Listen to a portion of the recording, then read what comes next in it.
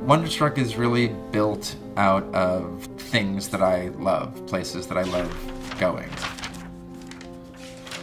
When I was thinking about setting this book in New York, I thought, well, what if I have the kid run away to the Museum of Natural History? Like, what would happen there?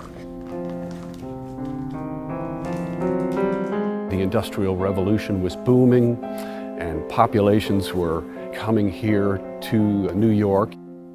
The city needed an institution to teach about the relationship of humans to the natural world.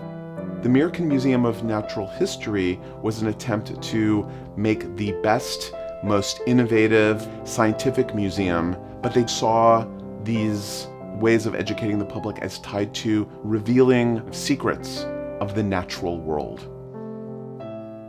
One can only imagine how exciting this place was when it first opened its doors. And the amazing thing is, there we are in the Museum of Natural History.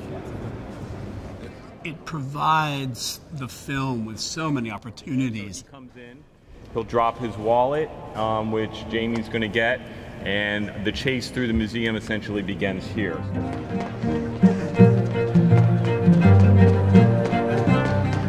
The breadth of them is really what's, I think, magnificent about this location.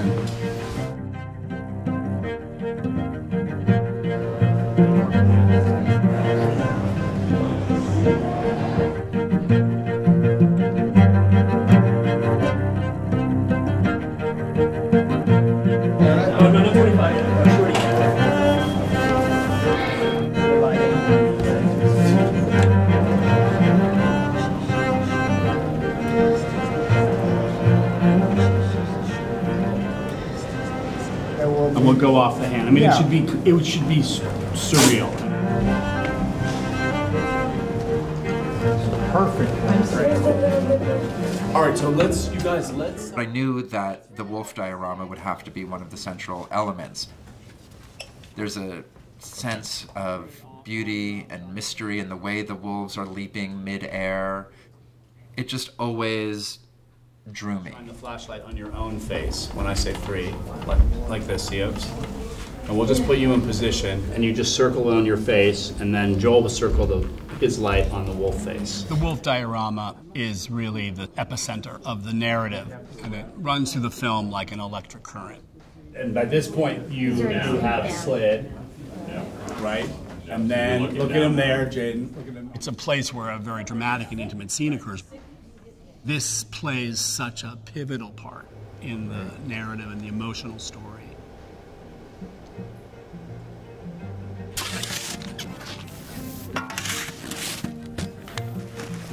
We had opportunity and need to cover the diorama in many different ways for the film. And probably one of the most exciting is how to create the wolf element in the dreams. We want to have a sense of locomotion and movement in something that obviously began with a static source.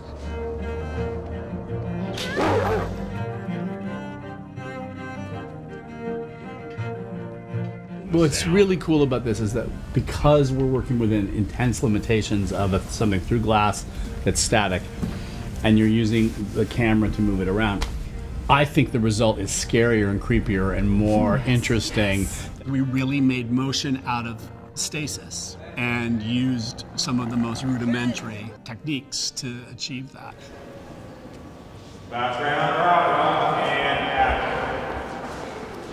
The Museum of Natural History inspired so much of the language within the film itself. Cut. It was an amazing privilege. All right, let's add more light to the lion. Another one bounced here. The themes of the diorama and the practice of the Natural History Museum are things whose meaning gains personal relevance and depth as the film intricately and carefully unfolds.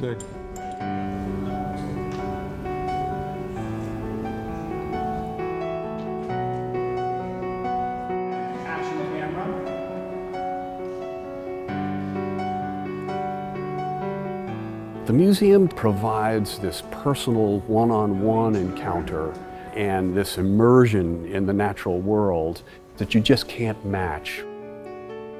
Now, when I look at the story of Wonderstruck, the fact that it's about this boy who ends up at the museum, it feels like it's the most important part, but it just happened because I liked the diorama.